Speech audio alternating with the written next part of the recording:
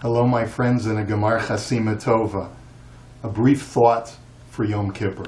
The pasuk in Mishlei says, Mechaseh pisha'av lo yatzliach.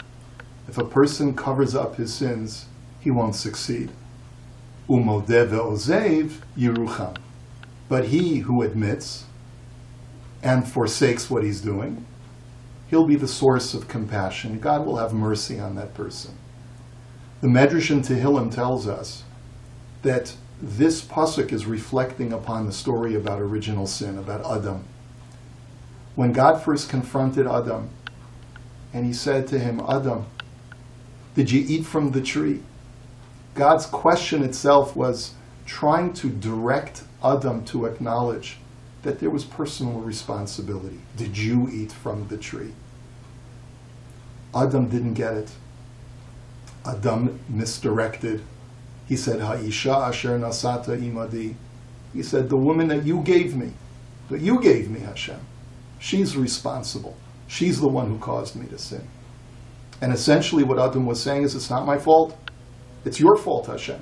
Because if you had never given me a companion that would tempt me, I would have been fine. So it's not my fault.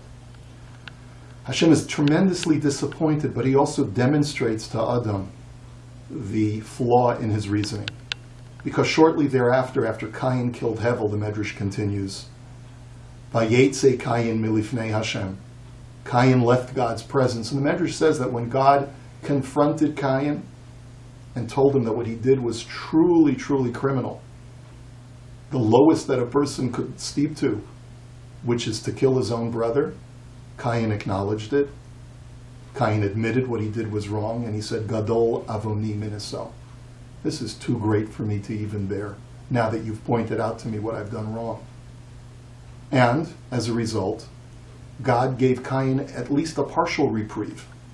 And he told him that even though you were condemned to be a constant wanderer, eventually you'll be able to settle down and begin life again. Cain leaves God's presence. His father Adam confronts him and says, so how did things go between you and God? The Medrash says that Cain said, Nit pasharti. Cain had a smile on his face. He says, I settled with God. We've come to terms. And Adam was astounded. He couldn't believe it. He says, I had no idea that there's this concept that tshuva can allow you to eliminate one's sins. If only I had known that this was an option for me, I never would have been ejected from the Garden of Eden. All Hashem was waiting for me to do was just to say, you're right, I'm not perfect, I messed up, I'm sorry, please forgive me. But instead, Adam had to be ejected from the garden. But it was at that epiphany that Adam Harishon composed the Psalm 100, Mizmor Shir Liyom HaShabbos Tov Lahodos Hashem. It is good to be modeh to Hashem, which the Medrash explains not it is good to thank God, but it is good to confess to God. And Baruch Hashem, God gave us a tremendous gift by giving us Yom Kippur. He said it's a time where you have an entire day to be able to look at yourself in the mirror, and instead of creating excuses like oftentimes we do during the rest of the year, you have an opportunity to say, I messed up.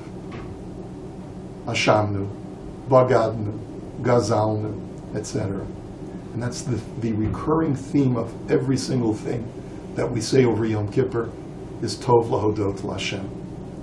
The opening sentence to the Vidui of Ashamnu is Elokeinu Belokei Avoseinu, O God and God of our ancestors, please let our prayers enter before you and don't turn away from them. And why? She'ein anu azei fanim ukshei orif. We're not so brazen and so stiff-necked to say tzadikim anachnu v'lo chatanu, that we're righteous, we haven't done anything wrong. Aval anachnu v'avoseinu chatanu.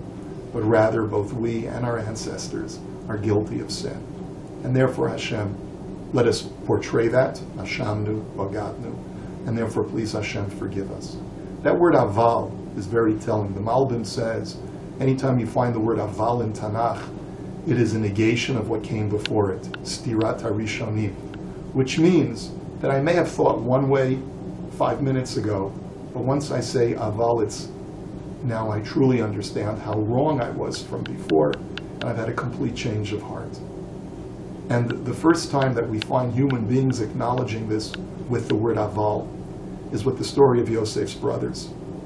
When the Torah says that after one of their brothers is told that he's going to be imprisoned, one brother turns to the other and says, aval ashemim anachnu. Rather, we are all guilty.